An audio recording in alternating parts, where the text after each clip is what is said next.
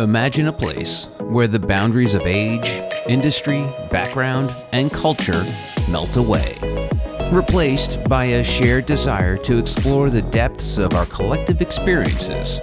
Here, on the open, shaded porch, amidst an atmosphere of serenity and tranquility, leaders from all walks of life gather to share their stories, the stories that shape their very beings and doings. This is the Knowledge Mindfulness Porch with Layla Maroof. Welcome back to my talk with Rama Chakaki. Rama has 30 years of experience in media, telecom, edtech, fintech, and AI, and has a passion for empowering young people, especially those affected by conflict, to use technology for positive change. Rama, we wrapped up the first part of our discussion exploring the notion that success can sometimes breed complacency, causing individuals to resist change once they believe they've achieved their goals.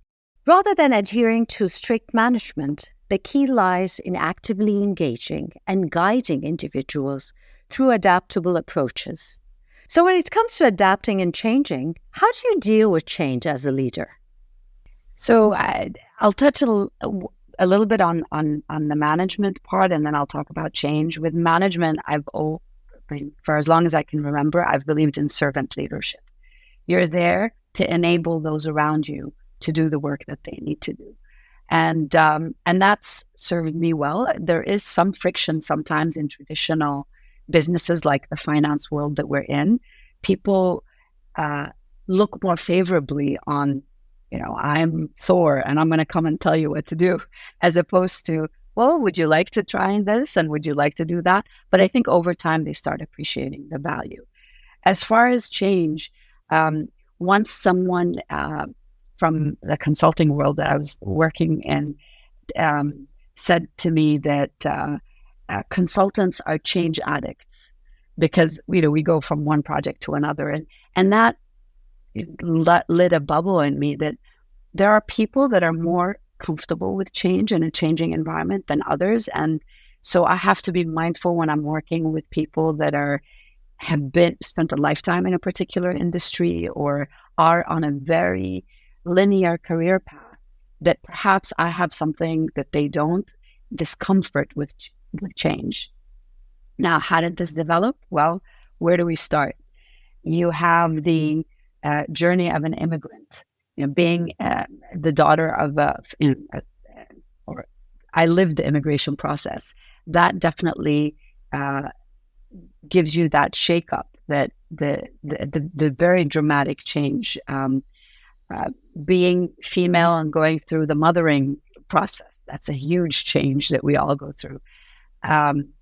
Having a divorce early on in my life, or having a crisis, a health crisis, all of these things build your resilience for change. And then over time, it starts feeling like that's the regular mode of operation. And so in a sense, my ability to go from the VC hat to the nonprofit leader hat is part of that resilience that I built, where I can tackle an emergency on the VC side and an emergency on the nonprofit side with the same level of competency because I'm so accustomed to change. Wow, that's so impressive, because I think you're not realizing it, but when you say accustomed to change, I see a very adaptive human being in front of me, like you said, with your different roles as a mother, as a daughter, as a refugee, as this, as that. I mean, these are experiences that added so much knowledge to your life, so much that you don't even realize it anymore. It's so unconscious. It comes so naturally to you. But do you think this is a trait that many of our kids need going forward? Absolutely. I mean, the world is changing so fast around us. I was talking to my, at the time, 14-year-old daughter and redefining the rules or reinforcing the rules. We were living in Dubai at the time. And she said, it's hard to be living in a city that's growing faster than you. And I thought that was a profound statement. And that's what our kids experience on a day-to-day basis, because everything now is happening it feels like, at a much faster pace. And so their ability to adapt it's a requirement. And the thing that concerns me most is this adapting to the climate change that's happening so rapidly. I mean, we used to see a crisis happening once every 6 months to a year somewhere around the world. And now we're seeing them within the same week. And that has an impact on us emotionally, physically, even if we're not there. It's in our thoughts. Where do we go next? What do we do next? How do we plan for permanence when things are so temporary? So I think it's a skill that requires a curriculum around it. Yes, for children and adults. Yes, I totally believe in that. I totally think that education systems should really pay more attention to a skill set like that, more than anything else that can be obsolete in 1 year even. I can't even say 2 or 3 years anymore, because the exponential change in technology, there's a consequence for all that, right? And I see it so much in kids, like you said, in our children, in the younger leaders, where I feel their anxiety level is really much higher than what we were at their age. And this is really a concern sometimes. That stress level, the anxiety, the overwhelmness of so much that's going on around them. What do you think is a solution for that? Being in nature and seeing how we're a part of nature, I think, is a huge healer for anxiety. And it's the antithesis of technology and social media. I think the more time you spend on Instagram and TikTok, the more subconsciously anxious you are. Because there's a lot of now comparison and news that just is firing at you at an alarming rate. But second, because it rewires your brain to shorter and shorter cycles. And so you want to find being in nature that kind of extends that wiring of your brain again and calms you and lessens your anxiety. That's just one. But a lot of other, the building the community is key. And that community can be at school, can be within the home, but can be in a place of work. But how do we redefine community and reinforce those old community values that served us well and giving us that sense of belonging, the sense of calm, reintroducing that into the younger generation's life? Yes, I really think that's a great point, because it's not easy, especially that we kind of shifted away a little bit with our modern world, where our focus and attention and all that. Now it's so difficult. But going back to that, how do you kind of engrave those principles in your work, in your organization?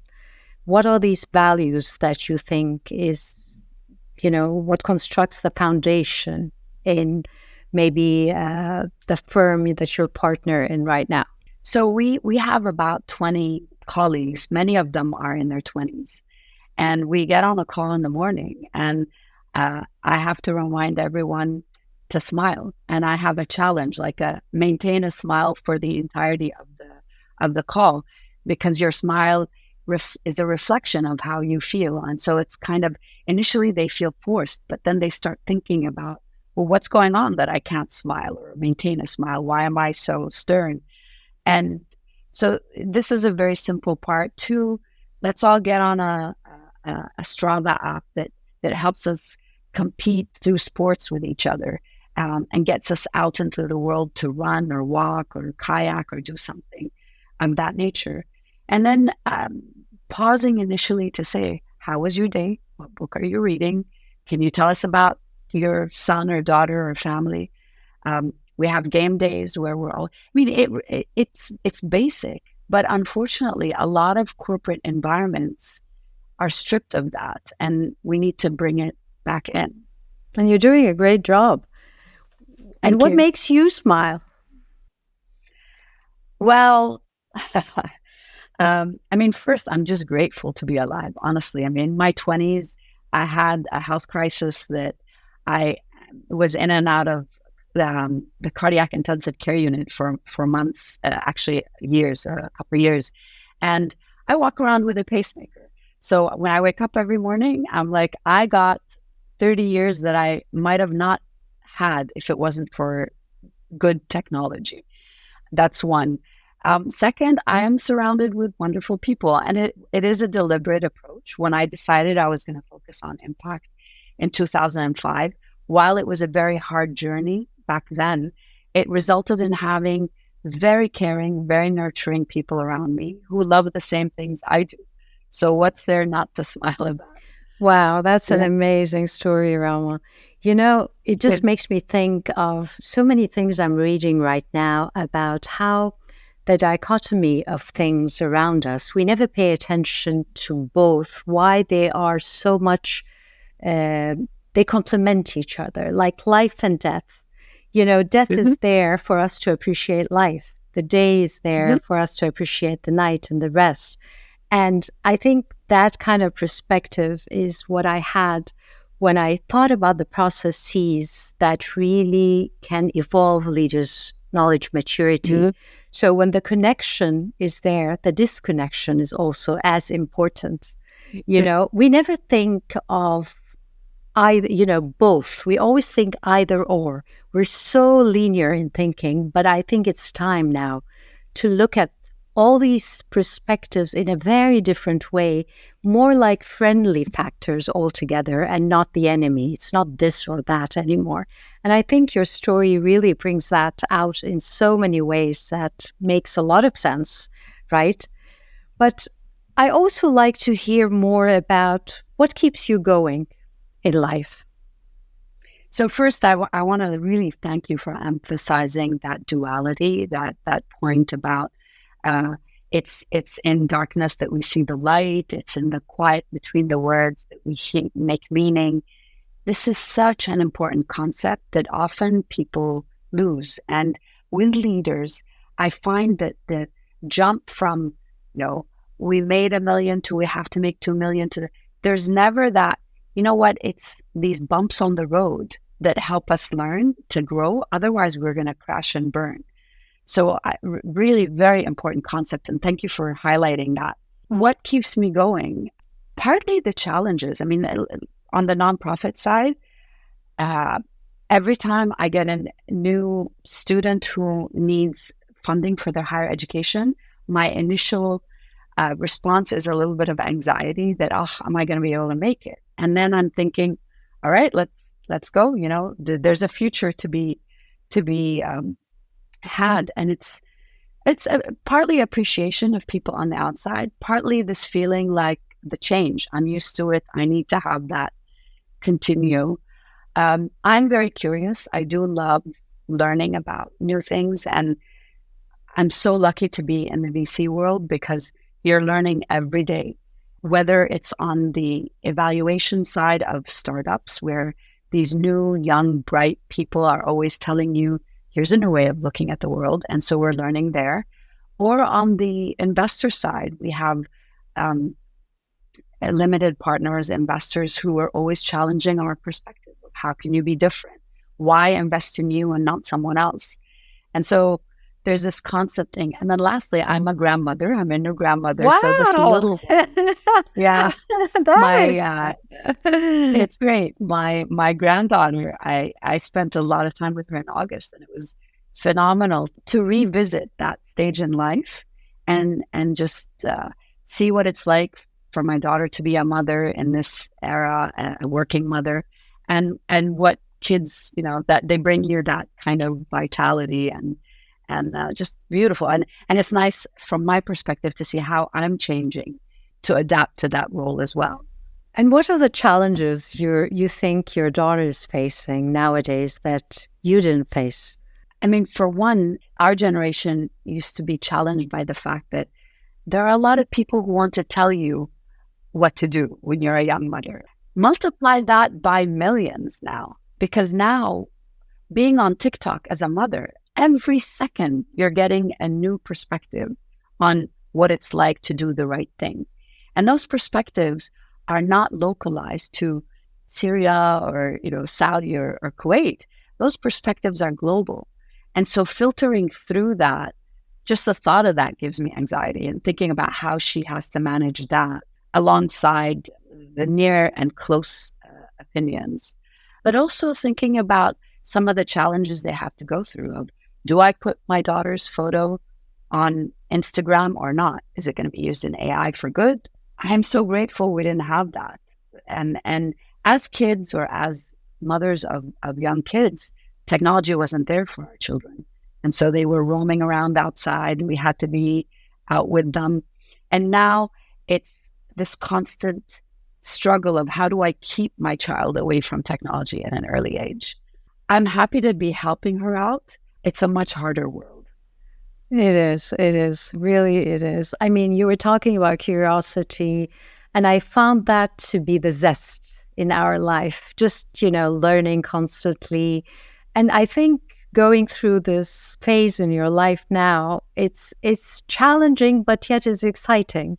Just to look at, what has changed, what brings you happiness right now, just looking at a kid, but at the same time, having that anxious thoughts about their future, what they're heading into and all that. And how can you help in your own perspective, but not imposing that, as you said?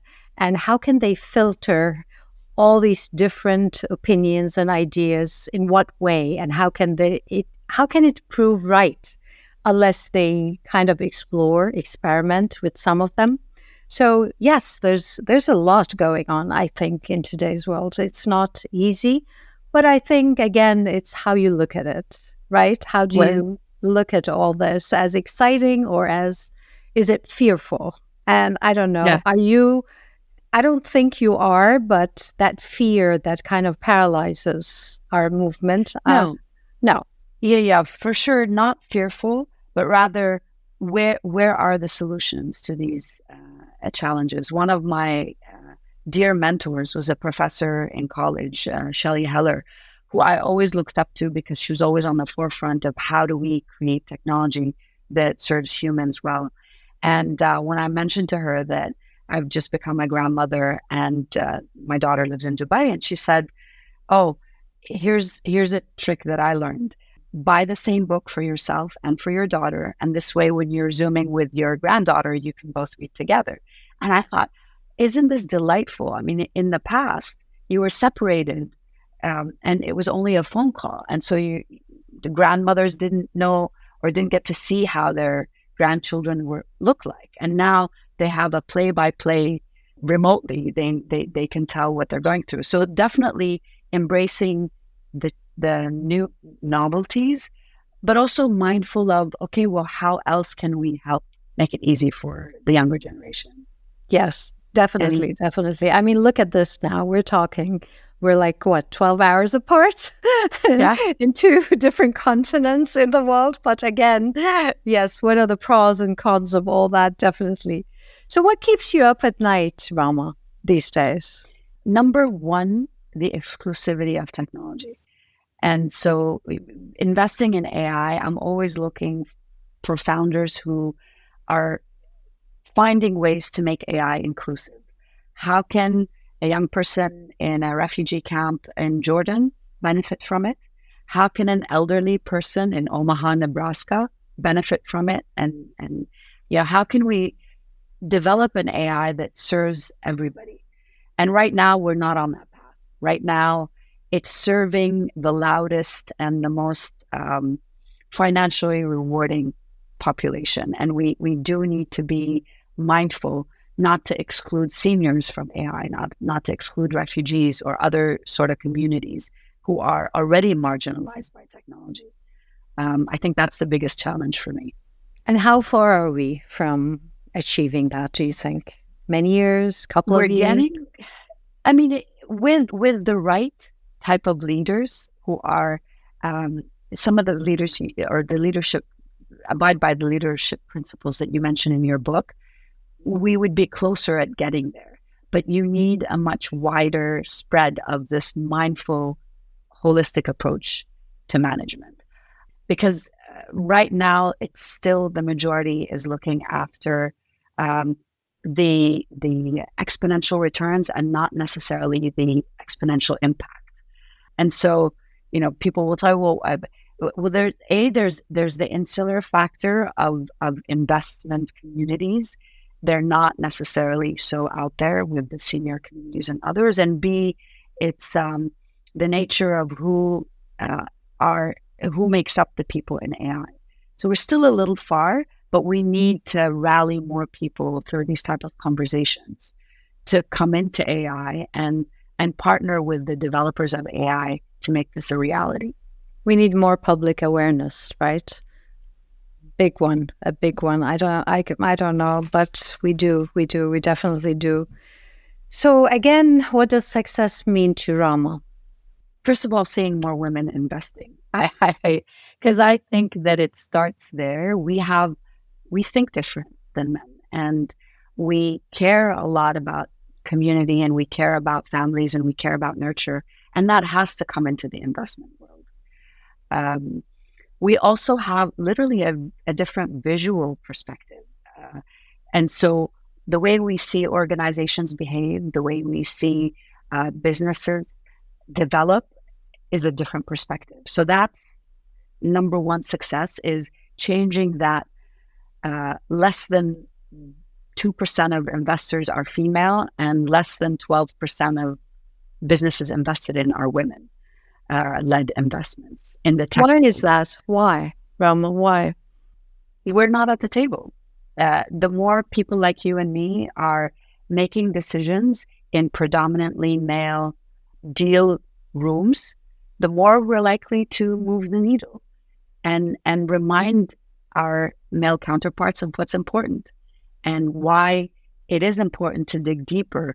That's a whole other kind of realm. But women present different than men when they're pitching.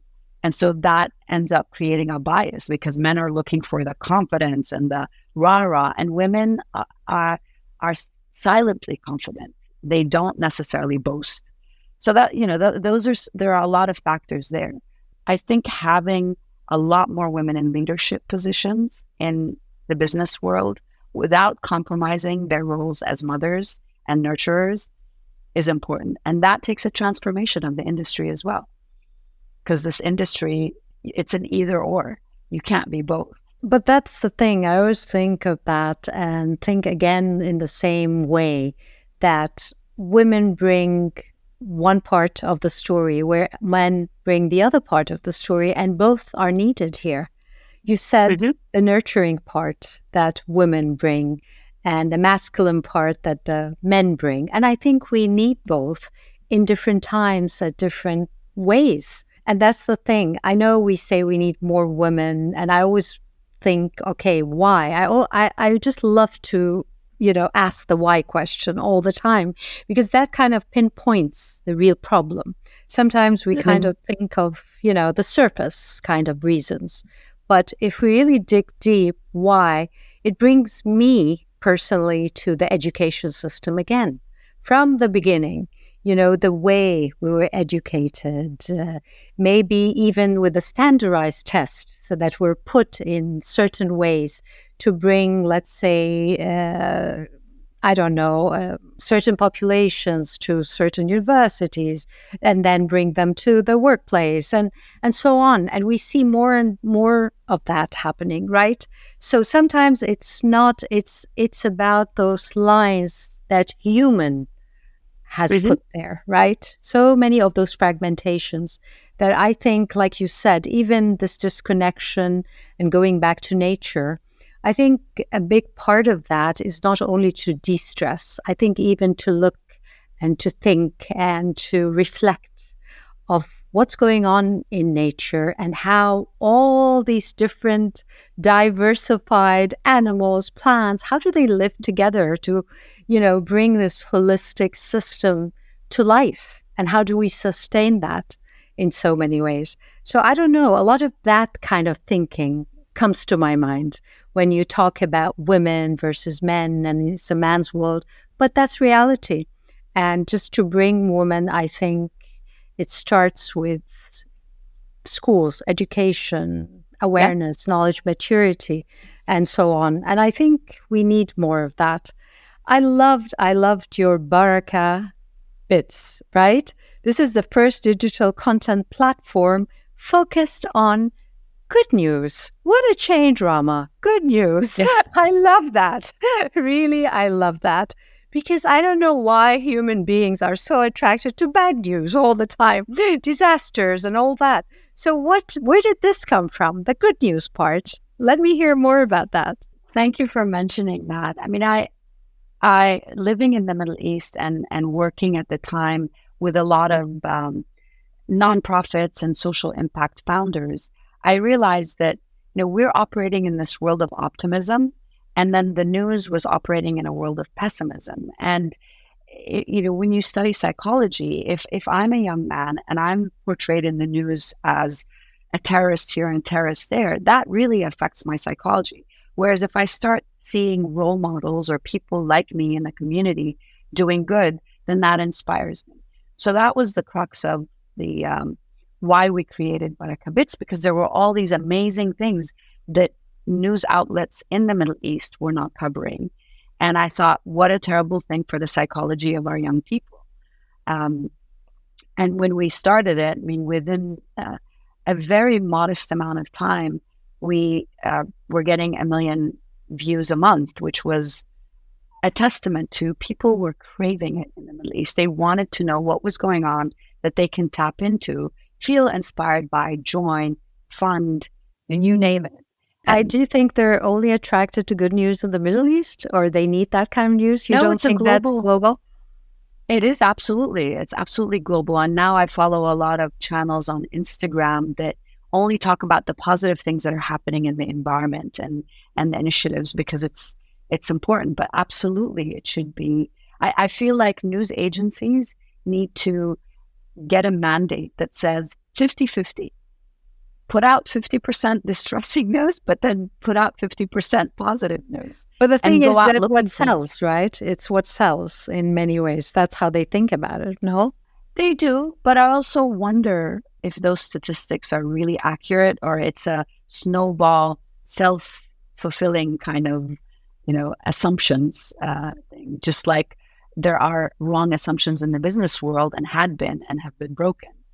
And I think, to go back to that women-men perspective, and the fact that we need to learn from nature, there are a lot of assumptions that need to be broken or challenged, and maybe some broken, some maintained. But that certainly goes back to your talk about education. It's ask the whys, not just come and deliver completed sentences. Yes, definitely. And the problem, I think, also that the world now is such a complex place with complex issues, and we're dealing with it with not the same complexity of knowledge, the breadth and depth of, what we need really in our leaders. And that's, I think, the tricky part. So how do you describe your leadership style? Well, I mentioned service leadership, but I really love to be challenged in a constructive way, especially by the team. I may be harder to be challenged by my partner, and he'll tell you that I'm a really difficult person when it comes to, because we're trying to fuse our visions together. But by the team, because they have a very fresh and young perspective that I don't, and so that's important. And I'm always thinking about, how do I operate out of the box with the team while maintaining structure and maintaining some coherence, because I feel that sometimes it's so disruptive for me to take someone who's so used to structure and throw them into my world of everything goes and let's see it, let's experiment. Yeah.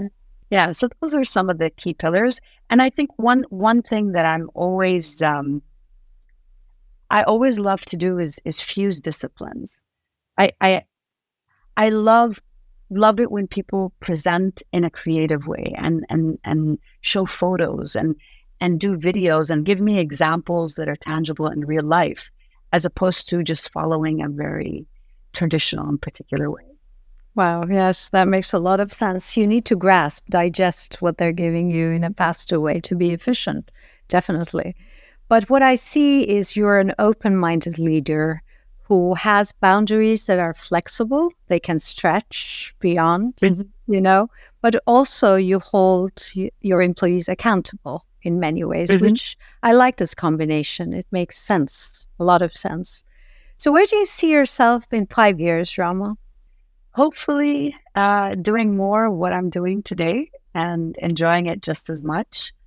I feel we have a responsibility being human to correct some of the harm that's been done, and B, to be kinder to each other and to the planet that we inhabit.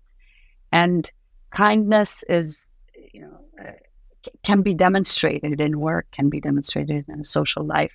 So if I can build a kinder, gentler organization or organizations that I'm empowering, I feel that would have been a well-served mission. Yes, I really think so. Last advice you leave the knowledge porch with for younger leaders, what would that be? I think guard your time as a young leader and be thoughtful about the values that you have and how you connect them with the work that you do. Oftentimes people will say, these are my values, and then I'll do this work. And there isn't a very strong match. So really, self-reflection, I think, is the most important part of the journey, and having those clear targets that match up with your values. I think that would leave one word there.